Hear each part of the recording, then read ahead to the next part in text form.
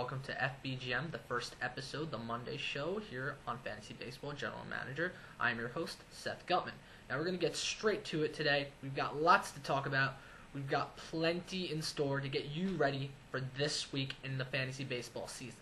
The first segment that we will be showing every single Monday is two-start starters. A two-start starter is when you start 2 times in a week. I mean, if that wasn't easy enough to know, but some people are a little slow. Not trying to knock you guys.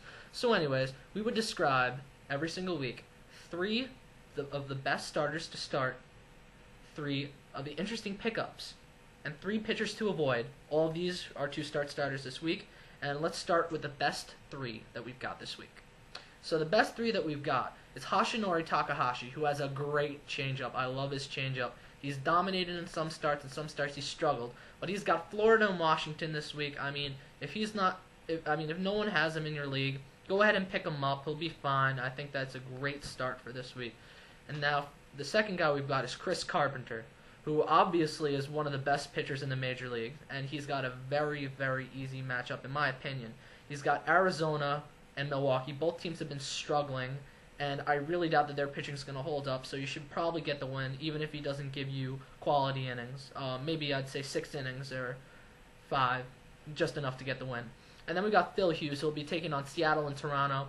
Seattle has not hit well all year, and Toronto has hit home runs, but they're starting to cool off in the hitting department a little bit. Then we've got interesting pickups, and I've got 3 guys. I use ESPN percentages, owning percentages, for each of these guys. The first one I've got is Dickey, who has been absolutely dominating using his knuckleball. Now, I know he isn't the best pitcher, and he probably will cave in eventually. But for now, the guy's winning. He's 7 or 6-0. I haven't checked the exact stats. And he has under 3 ERA and a pretty darn good whip.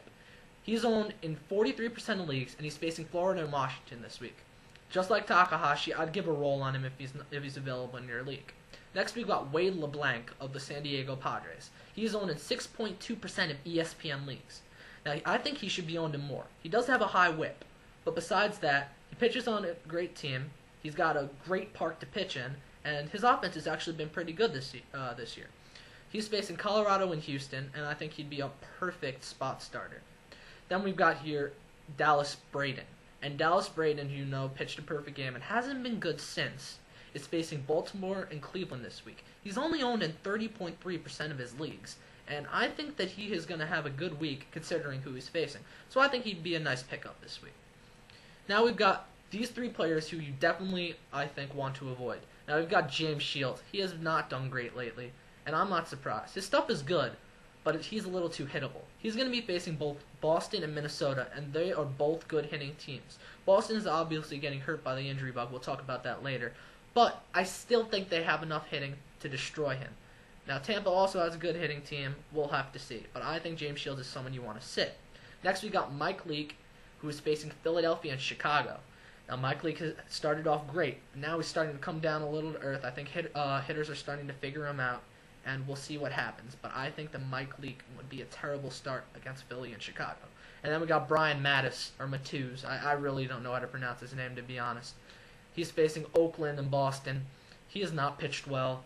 Same like Leake. They're both very, very respectable pitchers, with potential at least. And I think they could have good careers, but right now they're not pitching to their potential, and I don't think that there would be good starts right now. Next segment we have here is good pickups for this week. Now I've got 3 guys here that I think could be very good pickups for you. They're owned in 50% or less in ESPN leagues. That's the requirement, at least for me. So the first guy I have here is Trevor Cahill. Now if you followed my preview show last week on Friday, then you would have saw that I picked him to have a great start and would be a great spot starter. Now he's starting to get picked up, so if you really want him, I'd pick him up right now. His last start, he gave up no runs, and he had 10 strikeouts in 7 2/3 innings. Pitched great, got the win, everything's good there. So if you really want him, I think it's time to get him. Next up, we've got Julio Borbon, who started off very cold, and he isn't doing great. But I think right now, if you're looking for a good steals sleeper, he hasn't stolen much lately. He'll get you some hits, and he'll score some runs. Now, there is also a possibility he won't hit, but I think that he'll be able to come around. He's owned in only 43.1% of leagues, and I think it's the roll of the dice there if you have an injured player or you're not very good with steals or in the outfield. And the last guy we have here is Dickey. Now, I just mentioned him before. He's owned in 43% of leagues, and I think he's just a roll of a dice here. He's either going to work or he's not going to work. For now, I say he's going to work. So go get him if you really want him, and I think he could help you in your leagues if you really, really need help with wins. The next segment on the show we have here is key injuries. Key injuries this week is brought to you by the Boston Red Sox, at least it seems, because they had 3 very key players going down with the injury bug this week.